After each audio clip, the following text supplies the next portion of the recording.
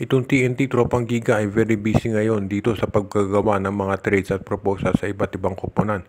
Pati na dito sa tinatawag natin na SMC, yung kanilang karibal. At ang isa sa tinitignan dyan ay i-offer itong si Mikey Williams sa Magnolia o kaya sa Hinebra. Kung sakasakali, pwede sa Hinebra yan for Maverick and Missy o pwede sa Hinebra for Maverick and Missy at sa Magnolia for Podley. Sa ngayon, ang tinitignan nitong TNT Tropang Giga ay magkaroon sila ng stability. At kung kinakailangan, natanggalin na nila si Mikey Williams dyan talaga, ayun ay kanilang gagawin. Sa panig naman ng Magnolia, alam natin na ito si Podley napapabalita na pwedeng i-trade yan. Actually, ang nasa trading block ngayon, ito si Gio Haladon at ito si Calvin Abueva. Ito si Abueva, either sa Northport o Converge ang punta niyan. Depende doon sa magiging takbo ng negosasyon. Pero ito si Gio Haladon, pwede rin niya mapunta sa isa pang SMC team like Hinebra or SMB. Or depende rin sa magkakaroon ng interest sa kanya. Ngayon, pagdating dito kay Mikey Williams, sa tingin ko hihilingin ng TNT na kapalit dyan ay itong si Paul Lee.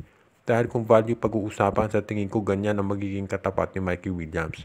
Kung ikaw naman ang Magnolia, sa tingin ko dapat tanggapin mo na yung trade na yan. Dahil ito si Paul D ay parang hindi na kayang rin ang Magnolia dito sa kampyonato. Oo, mahusay na player yan, pero parang dito sa sistema na pinapairan ni Coach Chito Victorero ay mukhang hindi nababagay ito. Kaya sa tingin ko pwede na to si Paul D na dalhin dito sa TNT Tropang Giga. Total, ito si Paul D ay isang outside scorer. Magiging bagay siya doon sa sistema, yung dribble drive na palaging ginagamit ni Coach Chot Reyes.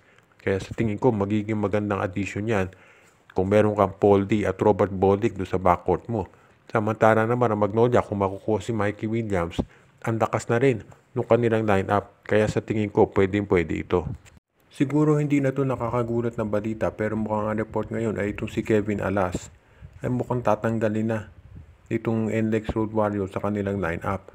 Dahil mukhang sawa na sila dito sa patuloy at paulit-ulit ng mga ACL injuries nito. Kung sakasakali ito si Kevin Alas, baka sa Blackwater bossing yan mapunta para magkaroon sila ng additional point guard doon since wala na si Rain ng Batak.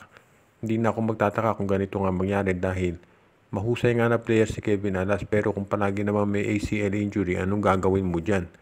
Malamang nga tanggalin mo na dahil sayang lang yung spot niya doon sa roster.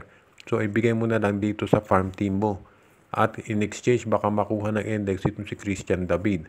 Kung sakaling mangyari yan, masasabi natin na malulugi Blackwater dito sigurado.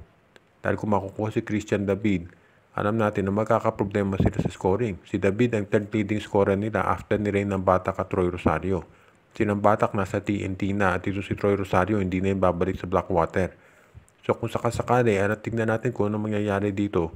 Pero maliwanag sa index, kung ikaw yan, tanggalin mo na si Kevin Aras, tutal si Robert Bodic naman ang iyong main man. Kung sakaling matrade dito si Robert Bodic, pwede kang kumuha sa draft ng bagong point guard. O baka bigyan ka ng TNT ng isang point guard na magagamit nila. Samantala naman, itong si Christian David kung makuha ng index, mapapakinabangan nila yan dahil syempre big man. At yan na kinakailangan ngayon ng koponan na Road Warriors.